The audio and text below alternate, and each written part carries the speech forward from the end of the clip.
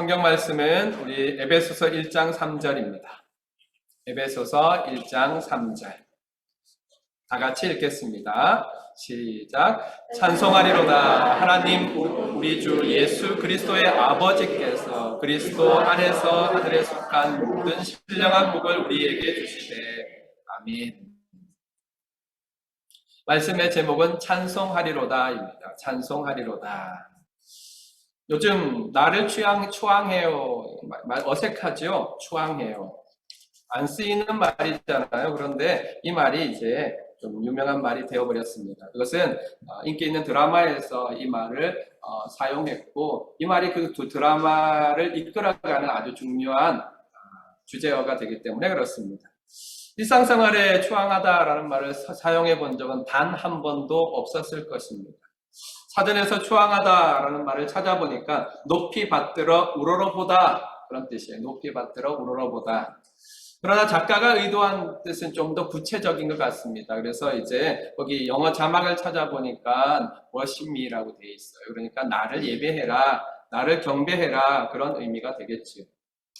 50대인 제게도 이 어색한 추앙하다라는 말을 요즘 젊은이들은 왜 그렇게 인기 있는 말로 사용할까요? 그래서 해시태그에다가 추앙이란 말을 써서 사용하기도 하고 여기에 관계된 제품들도 나오고 있다고 합니다.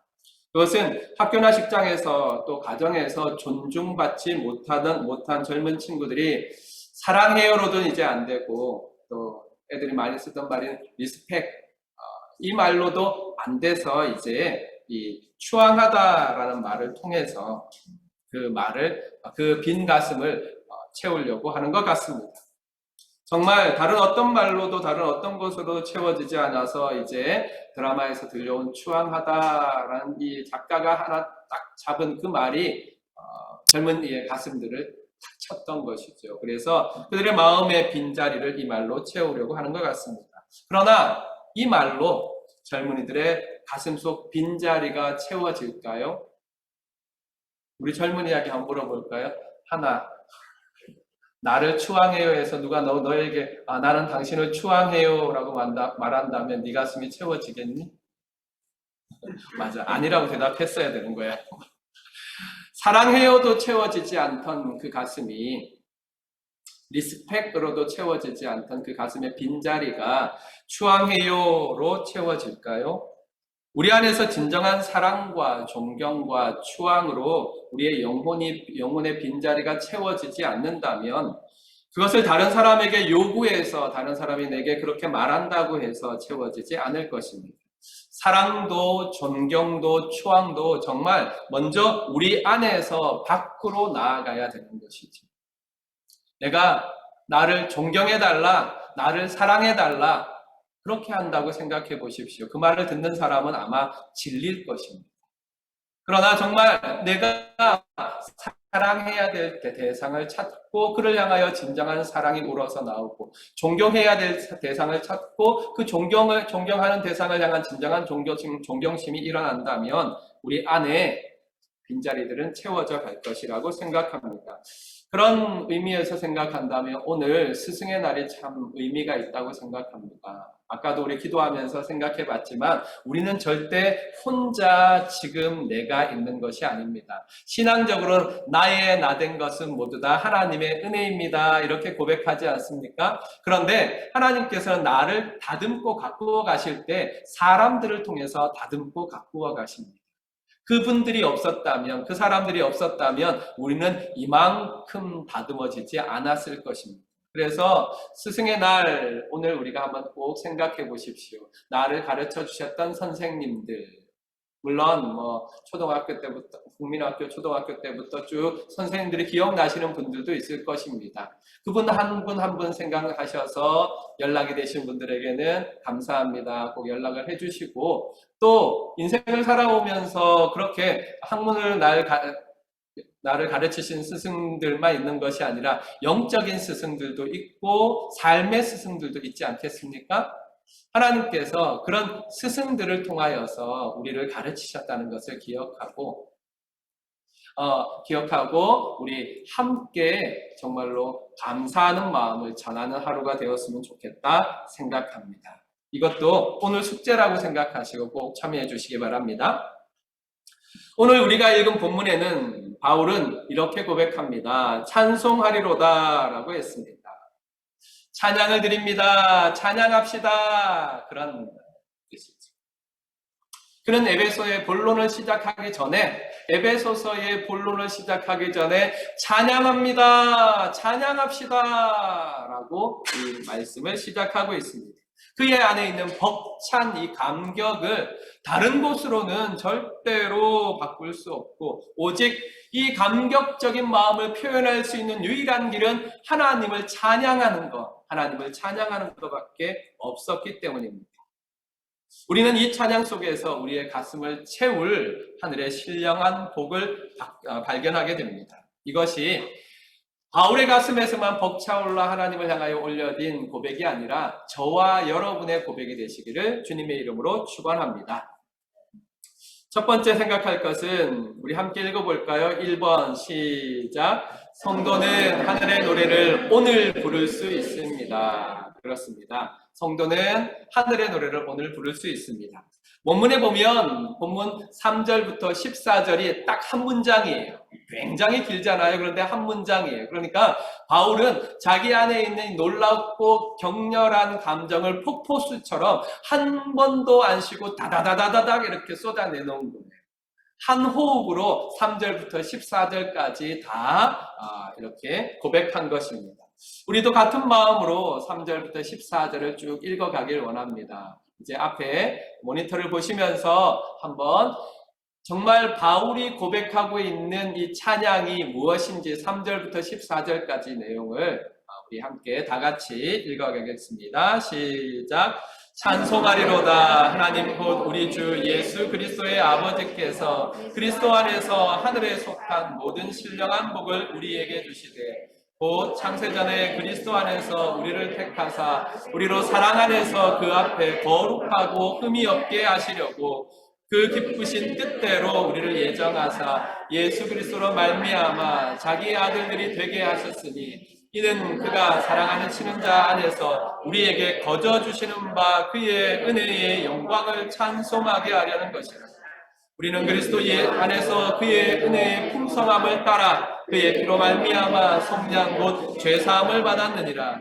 이는 그가 모든 지혜와 총명을 우리에게 넘치게 하사 그 뜻의 비밀을 우리에게 알리신 것이요 그의 기뻐하심을 따라 그리스도 안에서 때가 찬 경륜을 위하여 예정하신 것이니 하늘에 있는 것이나 통일되게 하려 하심이라. 모든 일을 그의 뜻의 결정대로 일하시는 이의 계획을 따라 우리가 예정을 입고 그 안에서 기업이 되었으니 이는 우리가 그리스도 안에서 전부터 바라던 그의 영광의 찬송이 되게 하심이라. 그 안에서 너희도 진리의 말씀 곧 너희의 구원의 복음을 듣고 그 안에서 또한 믿어 약속의 성령으로 인치심을 받았으니 이는 우리 기업의 보증이 되사 그 얻으신 것을 속량하시고 그의 영광을 찬송하게 하려 하심이라. 아멘. 어때요? 한 템포로 쭉 읽어 가실 수 있겠습니까? 그러니까 지금 바울이 얼마나 감격해서 이 말을 쏟아내 놓았는지 알 수 있을 것입니다. 잘 아시는 것처럼 바울이 기록한 서신서의 대부분들은 바울은 이야기를 하고 대서하는 사람이 받아 써서 이렇게 보낸 편지입니다. 그러니까 이 에베소서 1장 3절부터 14절까지 할 때 바울이 감격적으로 폭포수같이 이 찬양의 고백들을 쏟아 놓을 때 아마 제가 받았었다면 정말 급한 마음으로 막 받았을 거라고 생각합니다. 이 찬송을 통해 3절부터 14절 앞으로 이제 계속해서 말씀을 깊이 나누어 갈 텐데요. 이 찬송을 통해서 우리는 하나님께서 교회를 위해 세우신 하나님의 거룩한 계획, 영원한 계획을 발견할 수 있습니다. 이 속에서는 하나님이 교회를 선택하셨다. 이게 담겨 있고요. 예수 그리스도 안에서 구원하셨다. 이게 담겨 있고요. 성령 하나님 안에서 하나님의 소유된 기업이 되게 하셨다 하는 고백이 담겨 있습니다. 이렇게 선택하시고 구원하시고 하나님의 소유가 되게 하신 놀라운 은혜를, 놀라운 구원의 역사를 하나님께서는 창세 전부터 지금 오늘까지 이루어 오고 계십니다. 그래서 우리는 이 말 들어봤죠. History is history. 이렇게 고백할 수 있습니다. 곧 역사는 그분의 역사, 그분의 구원의 역사다. 그렇다면 여기에 여러분의 역사도 집어넣을 수 있겠지요. 나의 역사도 그분의 역사입니다. 나의 역사도 그분의 역사입니다. 이렇게 고백할 수 있을 것입니다. 한번 따라해 보겠습니까? 나의 역사도 그분의 역사입니다. 더 구체적으로 한다면 나의 오늘도 하나님의 오늘입니다.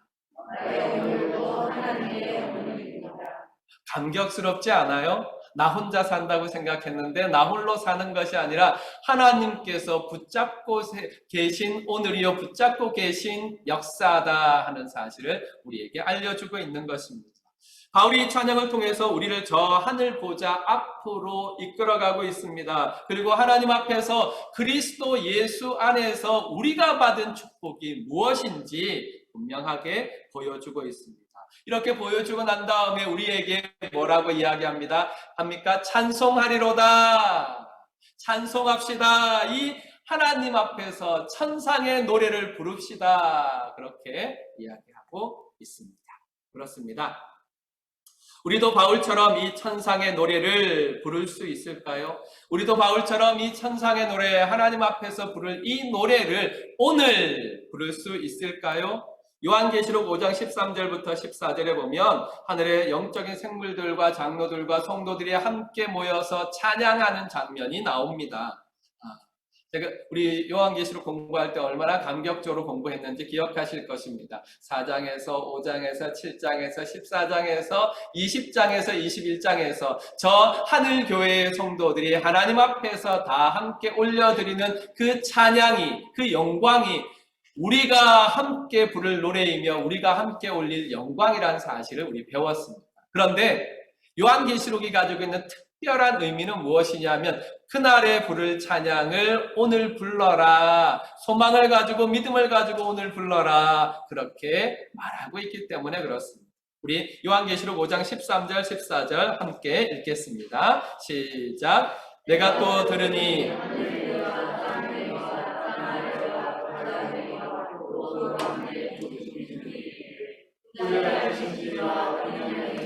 찬송과 존귀와 영광과 권능을 세세토록 돌릴지어다 하니 내 생물이 이르되 아멘 하고 장로들은 엎드려 경배하더라. 아멘. 어제 아이들하고 경양 어린이 모임에서 아이들하고 기도를 하는데 제가 기도하는데 아이들이 장난을 쳤어요. 가인이가 가운데 앉아 있는데 옆에 민주가 탁 쳤대. 그래서 민주야 너 왜 쳤어? 그러니까 가인이가 쳤어요. 가인을 쳤대요. 둘만의 이야기인 줄 알았더만 나중에 보니까 또 아연이도 쳤대. 그래서 기도 시간에 아이들이 막 장난을 친 거예요. 그러니까 툭툭툭툭 이렇게 장난을 친 거예요. 그래서 이야기를 했습니다. 얘들아, 기도할 때, 예배 시간에 기도할 때 말이다. 목사님이 기도하지만 너희도 기도하는 거야. 예배 시간에 목사님이 기도하던 선생님이 기도하던 여러분의 친구가 기도하던 대표로 기도하는 것이고 다 함께 동참하는 것이에요. 그래서 함께 기도해야 돼. 그렇게 가르쳐 줬습니다. 어때요? 여러분들은 어떻게 생각하십니까? 예배를 드리시면서 찬양하는 시간, 예배를 드리면서 기도하는 시간, 그 시간은 그 하는 특별한 사람들만 한다고 생각하십니까? 아닙니다. 오늘 보시기 바랍니다. 여기에 하늘 위에나 땅 위에나 땅 아래나 바다 위에 또 그 가운데 모든 피조물들이 찬양을 합니다. 어떻게 찬양합니까? 보좌에 앉으신 이와 어린 양께 찬송과 존귀와 영광과 권능을 세세토록 돌릴지어다 찬양합니다. 그러자 내 생물, 영적인 생물이죠. 그 내 생물이 아멘 하고 고백하고 또 장로들, 교회를 대표하는 장로들입니다. 그 장로들이 엎드려 경배했습니다. 찬양하는 피조물이나 그것을 본 영적인 내 생물이나 장로들이나 다 함께 그 앞에 아멘 하답하고 그 앞에 엎드렸습니다. 이게 예배입니다. 예배는 특별한 어떤 사람만 하나님께 드리는 것이 예배가 아니라 자리에 참여한 모든 사람들이 드리는 것이 예배입니다. 기도하는 대표 기도자가 기도할 때 우리가 아멘, 아멘, 아멘 하는 이유가 무엇입니까? 그 기도가 나의 고백입니다. 그 기도에 나도 동참합니다 하기 때문입니다. 겨자나무 찬양대가 찬양을 할 때 우리가 아멘 하는 이유가 무엇입니까? 그 찬양이 나의 찬양입니다 고백하기 때문에 그렇습니다. 그런데 안타깝게도 우리는 이 찬양을 할 수 없습니다. 세상이 마음속 빈자리 때문에 심리적 빈곤감에 사로잡혀서 이리로 저리로 방황할 때 우리로 따라서 우리 영혼의 빈자리를 채우지 못하고 이리로 저리로 방황하고 있기 때문입니다. 세상이 사랑받기 원하고 존경받기 원하고 추앙받기 원하는 것처럼 자기 자신 안에서 인생의 목적을 찾느라 교회와 성도들이 하나님을 잃어버렸기 때문에 그렇습니다. 하나님을 사랑하는 것, 하나님을 경외해야 한다는 사실을 잃어버린 채 내 만족과 내 유익만을 찾아서 사랑받기만을 구하고 존경받기만을 구하고 높임받기만을 구하다가 받기를 원하기에 바빠서 하나님 앞에 올려드려야 될 정당한 예배와 영광과 경배와 경애를 우리가 잃어버렸기 때문에 그렇습니다. 사람이 자신에게서 답을 찾으려 할 때 얻을 수 있는 결과들을 존 메가더 목사님은 심리적 광택제라고 했습니다. 제가 읽어드리겠습니다. 잘 들어보세요. 이 광택제는 삶의 의미라는 깊은 문제를 덮는 데는 도움이 되지만 제거하는 데는 도움이 되지 않는다. 어떤 사람들은 의로운 행위로 자신의 가치를 세우려 하고 어떤 사람들은 교회 일을 비롯한 기독교 활동에 깊이 참여함으로써 자신의 가치를 세우려 한다. 이들은 찬사와 칭찬을 구하며 얼마 지나지 않아 예수님 당시에 서기관들과 바리새인들이 했던 바로 그 위선적인 종교 게임에 빠진다. 이들의 자기 만족이 커질수록 이들의 영적 삶이 쪼그라든다. 이런 노력은 육체를 살찌울 뿐 아니라 영혼을 쩔뚝이게 하기 때문이다. 그랬습니다. 여러분, 요즘 친구들이 많이 하는 페이스북이라든지 인스타라든지 어제 애들이 했던 게 뭐라고 그랬죠? 제파토예요? 제페토든지 이것들이 가지고 있는 특징들이 뭔지 아십니까? 거기에 올리는 사진, 거기에 올리는 이야기는 내가 생각할 때 내 하루 중에서 가장 좋은 거, 가장 이렇게 빛나는 거, 이걸 올려놓지요. 그러면 다른 사람들은 그걸 봅니다. 이분은 이렇게 살았구나. 이분은 이걸 먹었구나. 이분은 여기에 갔구나. 근데 나는 뭐야? 상대적인 박탈감들이 훨씬 더 깊어진다고 합니다. 그래서 우리 시대가 이 인스타나 이런 것들이 많이 활성해지고 난 다음에 우울증 환자들이 급속하게 늘었다고 합니다. 자기의 가치에 사로잡혀 있을 때, 내 가치를 세우고 내 가치를 아름답게 하는데 목매고 있을 때 우리 안에 빈자리는 커져가는 것입니다. 왜 그렇습니까? 네, 우리의 외연을 자꾸 이렇게 늘려가는데 속은 그대로 비어 있거든요. 속에 찬 것은 없거든요. 그래서 빈자리들이 훨씬 더 많아지는 것입니다. 이런 우리를 향해서 분명하게 하나님이 주시는 메시지가 있습니다. 우리 존 메가더 목사님의 다음 구절들을 다 같이 읽어보겠습니다. 시작. 진정한 자신의 가치와 의미와 중요성을 아는 방법은 단 하나, 자신의 창조주와 바르게 연결되는 것이다. 그리스도가 없는 사람은 영적 가치가 없으며 하나님 앞에 서지 못하고 세상에서 아무 목적이나 의미가 없다. 그 사람은 바람에 나는 겨와 같다. 그렇습니다. 우리 하나님께서 그렇게 말씀하셨습니다. 바람에 나는 겨와 같도다. 그렇게 말씀하셨습니다. 전적으로 공감합니다. 여러분도 공감하십니까? 자신에게 집중하고 다른 사람에게 칭찬과 추앙을 요구할 때 하는 동안에는 사람의 노래나 세상의 노래는 부를 수 있지만 절대로 하늘의 노래 곧 하나님을 향한 천상의 노래는 부를 수 없습니다. 그러므로 성도 여러분, 눈을 들어 하늘을 보시기 바랍니다. 소망의 눈으로 영광의 그날을 보시기 바랍니다. 보좌에 앉으신 하나님과 어린 양을 보시기 바랍니다. 그리고 그리스도 예수 안에서 하나님께서 우리에게 베푸신 은혜를 주목하여 보시기 바랍니다. 주님을 사랑하고 주님을 존경하고 주님을 추앙하시기 바랍니다. 그러면 오늘 우리는 천상의 노래를 부를 수 있습니다. 보좌에 계신 이와 어린 양께 찬송과 존귀와 영광과 권능을 세세토록 돌릴지어다 하는 이 천상의 노래를 오늘 우리가 이 자리에서 부를 수 있는 것입니다. 이런 은혜가 저와 여러분에게 있기를 주님의 이름으로 축원합니다. 아멘. 두 번째, 성도는 하늘의 노래를 이곳에서 부를 수 있습니다. 하늘의 노래를 이곳, 우리의 삶의 자리, 일상에서 부를 수 있다는 말입니다. 바울이 이 찬양을 할 때 그의 삶의 자리는 이 찬양과 어울려 보이지 않습니다. 에베소서는 우리가 옥중서신이라고 합니다. 왜 옥중서신이라고 하느냐 하면 감옥에서 쓰였기 때문에 그렇습니다. 바울은 주후 60년에서 62년 사이에 로마 감옥에서 에베소에 있는 성도들에게 이 편지를 보냈습니다. 한번 생각해 보십시오. 감옥하고 찬송하고 어울립니까? 삼포 세대, 요즘 세대를 삼포 세대 찾아보니까, 제가 삼포 세대를 찾아보니까 3포가 아니고 5포, 7포, 9포까지 있더라고요. 그러니까 신문에서 아예 그걸 뭐라고 표현했냐면 N포라고 했어요. 다 집어넣으라고. 네가 포기하는 게 뭐든지 다 거기다 집어넣으라고 N포 세대 이렇게 했더라고요. 그래서 3포 세대를 찾아보니까 불안정한 일자리, 학자금, 대출 상환, 기약 없는 취업 준비, 치솟는 집값 등 과도한 삶의 비용으로 인해 연애, 결혼, 출산을 포기하거나 기억 없이 미루는 청년층을 말한다 그랬어요. 그러니까 우리 세대의 20, 30대를 3포 세대, 아니 N포 세대 이렇게 말한다는 것입니다. 그만큼 그들의 삶이 탁탁하다는 사실을 알 수 있습니다. 그래서 이번에 이제 한국에 가서 청년들하고 이야기를 꽤 많이 나눴어요. 뭐 청년들이라고 그래도 그분 이제 여러분이 생각하던 그런 청년들은 아니에요. 왜냐하면 40대 이상이거든요.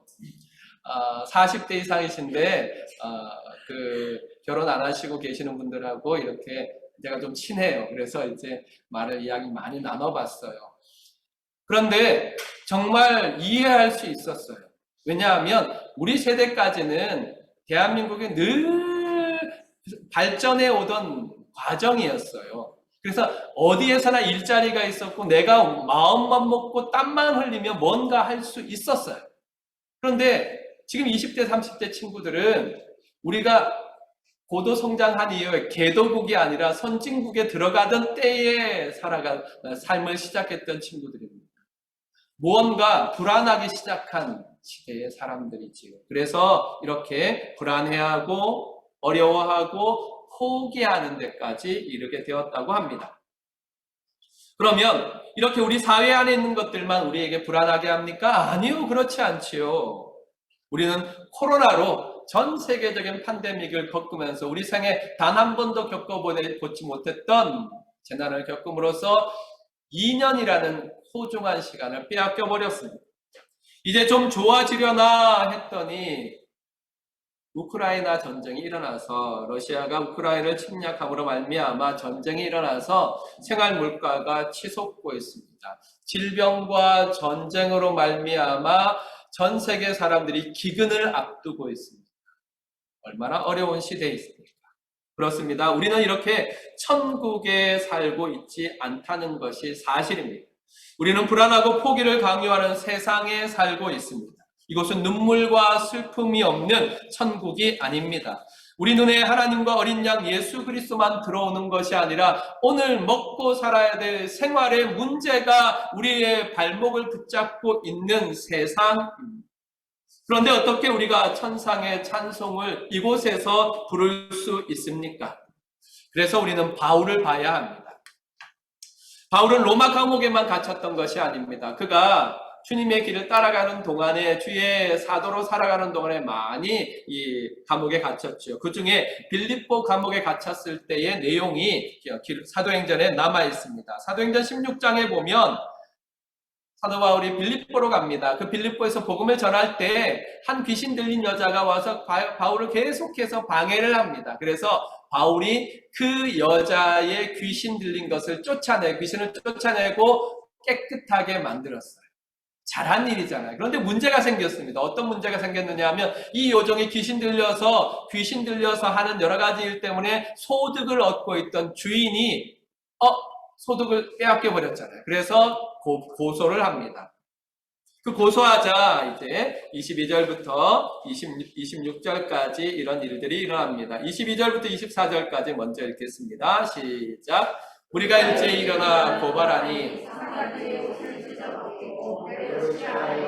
많이 친 후에 옥에 가두고 간수에게 명하여 든든히 지키라 하니 그가 이런 명령을 받아 그들을 깊은 옥에 가두고 그 말을 착고에 든든히 채웠더니 애매하게 억울하게 고소를 당하여서 맞습니다. 맞고 정말로 깊은 감옥 속에 갇혀버립니다. 꼼짝달싹 할 수 없게 됩니다. 이렇게 억울한 일을 당합니다. 그럼에도 불구하고 바울은 25절에 보니까 한밤중에 바울과 실라가 기도하고 하나님을 찬송하며 한밤중에 그 깊은 감옥 속에서 바울이 기도하고 하나님을 찬양합니다. 제수들이 듣더라. 이에 갑자기 큰 지진이 나서 옥토가 움직이고 문이 곧 다 열리며 모든 사람의 메인 것이 다 벗어진지라 그랬습니다.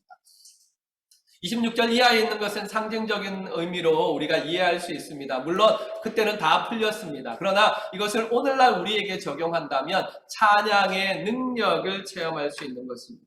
바울은 어떻게 억울하게 매를 맞고 감옥에 갇혔는데도 불구하고 그 속에서 찬송할 수 있었을까요? 그것은 그가 본문에 우리가 에베소서에 있는 말씀처럼 하나님 곧 주 예수 그리스도의 아버지께서 그리스도 안에서 하늘에 속한 모든 신령한 복으로 나에게 복 주실 것을 믿었기 때문에 그렇습니다. 이것이 찬양에 있는 힘입니다. 찬양은 우리가 얽어먹는 모든 것을 뚫고 우리를 하나님 앞으로 인도하는 능력이 있습니다. 슬플 때 찬양하시기 바랍니다. 힘들고 지칠 때 오늘 여러분 찬양했죠? 힘들고 지쳐 그때가 바로 찬양해야 될 때입니다. 우리 하나님 앞에 찬양할 때 찬양하는 자에게 하나님께서 은혜를 채워주시고 찬양하는 자에게 만족해 하시는 은혜를 하나님께서 더하여 주실 것입니다. 그래서 꼭 여러분 부탁드렸죠? 하루에 1시간 정말로 여러분 시간 정해놓고 찬양하는 시간을 가지세요. 기도하는 시간을 구별하여 가지신 것처럼 말씀 읽고 듣는 시간을 가진 것처럼 찬양하는 시간도 꼭 가지세요. 여러분, 여러분의 집에서 찬양이 흘러나오도록 계속해서 유튜브나 여러분의 음악 프로그램을 조정해 놓으세요. 그래서 세상 노래 좋아요. 할 수 있어요. 그러나 찬양하는 시간을 꼭 가지십시오. 그러면 여러분의 영이 살아나며 여러분의 영이 감옥에 갇힌 바울과 같을지라도 그 속에서 하나님의 영광을 노래할 수 있습니다. 저는 이 구절 속에서 하나님 곧 주 예수 그리스도의 아버지라는 부분에서 가슴이 벅찹니다. 왜냐하면 보통 성경에 보면 구약 성경에서 하나님을 표현할 때 아브라함과 이삭과 야곱의 하나님 우리 많이 읽었지요. 창세기를 읽으면서 그게 많이 나오지 않습니까? 아브라함과 이삭과 야곱의 하나님. 이제 그 역사서로 또 가게 되면 거기에 보면 아브라함과 이삭과 야곱의 하나님 그리고 그 뒤에 뭐가 붙느냐 하면 나의 하나님 이렇게 붙습니다.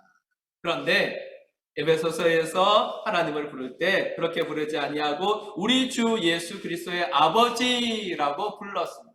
여기는 아주 중요한 차이가 있습니다. 뭐냐면 구약에서 아브라함과 이삭과 야곱의 하나님을 부를 때에 그것은 아브라함과 이삭과 야곱이 약하고 약한 인생이지만 그래서 하나님의 언약을 지킬 수 없지만 하나님은 완전한 하나님이시기 때문에 하나님께서는 신실하게 언약을 지켜오시지 않았습니까? 그러니까 아브라함과 같은 나, 이삭과 같은 나, 야곱과 같은 나 하나님께서 100% 지켜주시옵소서 이렇게 기도했기 때문에 아브라함과 이삭과 야곱의 하나님 이런 거 불렀습니다.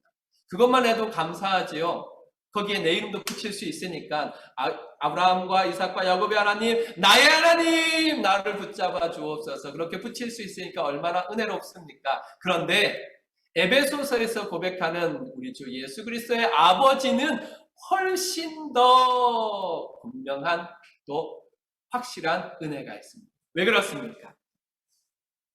하나님께서 이것은 아브라함과 이삭과 야곱의 자리에 우리 주 예수 그리스도의 이름을 단순히 바꿔놓은 것이 아니라 예수님께서 하신 일이 의미가 있습니다. 주님은 이 땅에 오셔서 우리의 모든 죄를 사하시고 우리를 구원하셨을 뿐만 아니라 우리의 주님이 되셨고 우리의 대표자가 되었습니다. 그래서 구약에 맺은 언약은 사람의 이름이 붙여서 언약이 붙습니다. 그래서 아브라함 언약, 그리고 모세 언약, 다윗 언약 이렇게 붙습니다. 그런데 신약의 예수 그리스도로 말미암아 맺어진 언약에는 은혜의 언약이라고 합니다. 왜냐하면 과거에는 사람과 하나님이 약속을 맺어서 언약을 맺습니다. 구원의 언약을 맺습니다. 그게 구약의 약속들이에요. 그런데 신약에 오면 사람의 대표자가 새롭게 나타납니다. 그 이름이 바로 우리 주 예수 그리스도입니다. 이제는 우리가 하나님과 언약을 맺지 않습니다. 예수님께서 하나님과 언약을 맺지요. 우리의 대표자가 되신 예수님께서 하나님의 대표자이신 성부 하나님과 언약을 맺습니다. 어떤 언약? 우리의 구원에 대한 언약을 맺습니다. 과거에는 아브라함의 연약함 때문에 언약이 깨어질 수 있었어요. 그래서 다시 모세 언약이 나옵니다. 모세의 연약함 때문에 다시 깨어질 수 있어서 다윗 언약이 나옵니다. 계속해서 사람의 연약함 때문에 그 언약이 깨어질 때마다 하나님께서 은혜로 붙잡으시고 은혜로 붙잡아 오셨습니다. 그러나 이제 예수 그리스도로 말미암아 맺은 은혜의 언약은 다시 깨어지지 않습니다. 우리의 대표자가 되신 예수님께서 흔들리지 않기 때문입니다. 그러므로 오늘 우리 주 예수 그리스도의 아버지 하나님 우리 주 예수 그리스도의 아버지라고 부르는 그 의미 속에는 다시 깨어지지 않은 우리의 구원의 언약, 다시 깨어지지 않은 은혜의 언약이 기초해 있는 것입니다. 그러므로 하나님을 부를 때 우리는 그렇게 부를 수 있습니다. 우리 주 예수 그리스도의 아버지, 나의 하나님이라고 부를 수 있는 것입니다. 이 고백이 저와 여러분의 고백이 되시길 바랍니다. 바울은 이 믿음 안에서 하나님을 찬양합니다. 그가 감옥에 갇혀 있을지라도 하나님께 주신 하늘의 신령한 은혜가 변함없다는 사실을 믿었기 때문에 찬송하리로다 라고 말할 수 있었습니다. 그는 매를 맞아도 하나님 우리 주 예수 그리스도의 아버지께서 주신 하늘의 신령한 은혜가 변함없이 그에게 내려질 것이라는 사실을 믿었기 때문에 찬송하리로다 라고 외칠 수 있었던 것입니다. 그래서 바울은 모든 것을 포기해야 되는, 아니 3포, 4포, 5포 아니라 M포 해야 되는 그 감옥 안에 아무것도 보장된 것이 없지 않습니다. 아무것도 주어진 것이 없지 않습니다. 그 감옥 안에서도 모든 것을 포기해야 하는 그 감옥 안에서도 하나님을 바라보며 성도들을 향하여 찬송하리로다 라고 외칠 수 있었던 것입니다. 사랑하는 성도 여러분, 우리 함께 찬양합시다. 오늘이란 시간이 우리에게 많은 것을 포기하게 할지라도 우리를 구원하신 하나님, 우리 주 예수 그리스도 안에서 우리에게 신령한 은혜를 날마다 더하여 주신 우리의 하나님을 찬송합시다. 이곳이라는 자리가 우리를 얽매여서 하나님을 향하여 나아가는 것을 방해할지라도 우리의 구세주신 예수 그리스도 안에서 하늘의 신령한 은혜를 그곳 성도들이 가는 곳마다 어느 곳에서나 내려주시는 하나님을 믿는 믿음으로 하나님을 찬양합시다. 그러므로 말미암아 모든 것을 뛰어넘는 이 전천후 신앙이 우리를 노래하게 할 것이며 우리를 찬양하게 할 것임을 믿고 오늘도 하늘을 바라보며 우리 아버지 하나님, 우리 주 예수 그리스도의 하나님 아버지를 바라보시며 찬송하며 사시기를 주님의 이름으로 축원합니다. 아멘.